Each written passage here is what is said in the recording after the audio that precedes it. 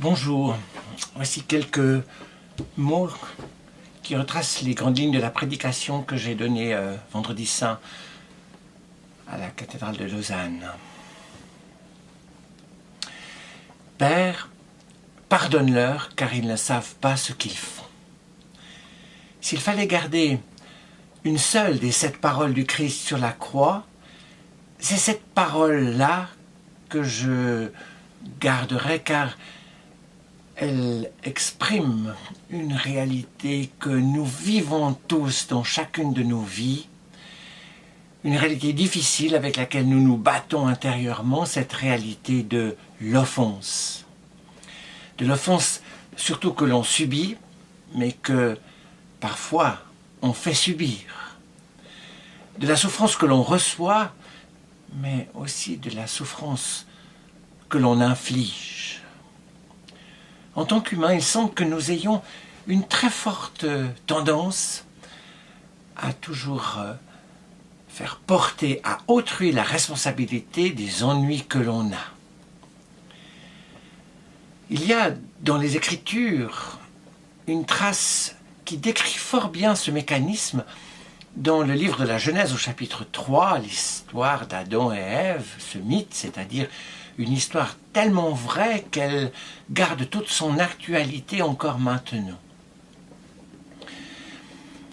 Dieu avait placé l'homme et la femme dans le jardin, lui donnant tout ce qu'il lui fallait, sauf de pouvoir manger d'un arbre. Or, il se trouve que Adam et Ève mangent ce fameux fruit symbolique. Et Dieu s'enquiert de ces créatures, il voit bien qu'Adam et Ève sont un peu gênés et qu'il y a eu un problème.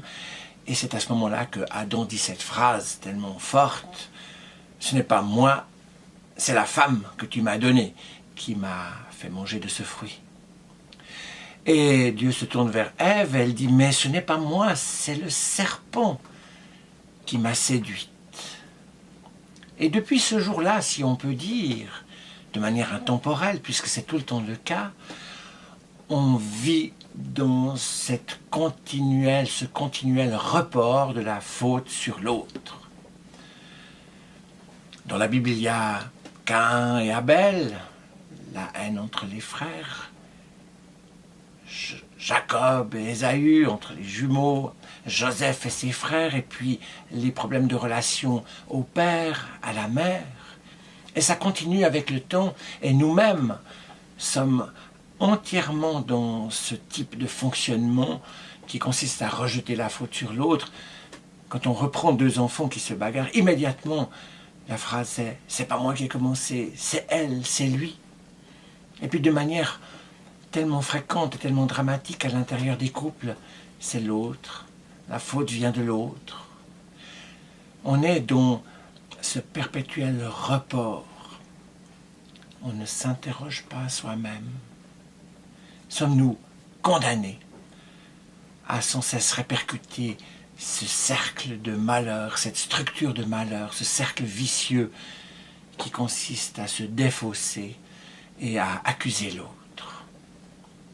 On le serait si il y a près de 2000 ans à un autre vendredi saint, ce vendredi saint là, le Christ n'avait pas prononcé cette phrase extraordinairement puissante, extraordinairement belle.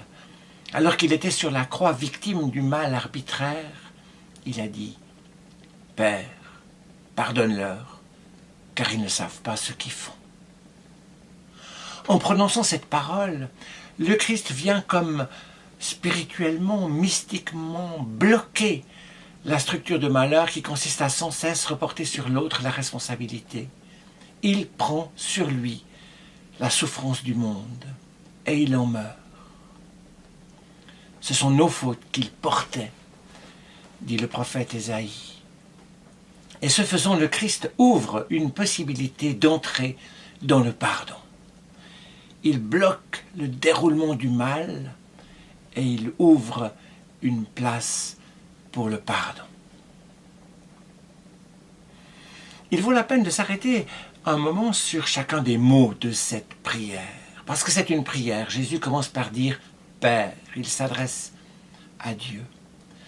Et c'est vrai que le pardon n'est pas une chose accessible de nature pour l'humain. Il faut le secours divin.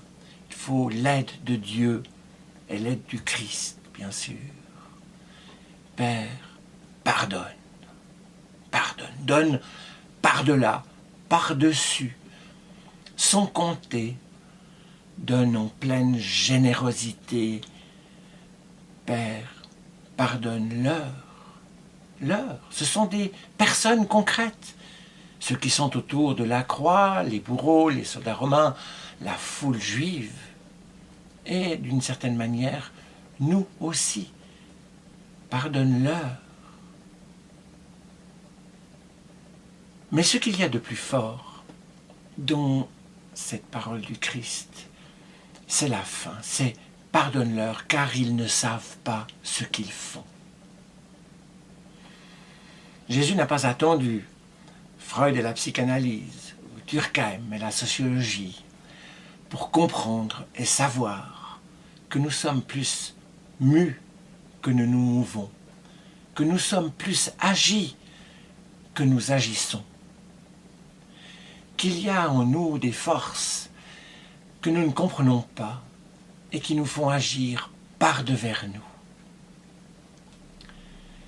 Père, pardonne-leur car ils ne savent pas ce qu'ils font, nous permet à notre tour de nous situer par rapport à l'offense.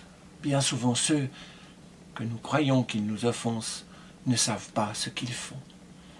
Ils sont un mystère à eux-mêmes, ils sont agis, ils répètent des structures qui viennent d'avant eux. Quand on dit « Père, pardonne-leur car ils ne savent pas ce qu'ils font », nous pouvons entrer dans une autre manière de rencontrer autrui. C'est parce qu'on ne sait pas ce qu'on fait qu'on est méchant. Ça mérite plus de la pitié que de la haine.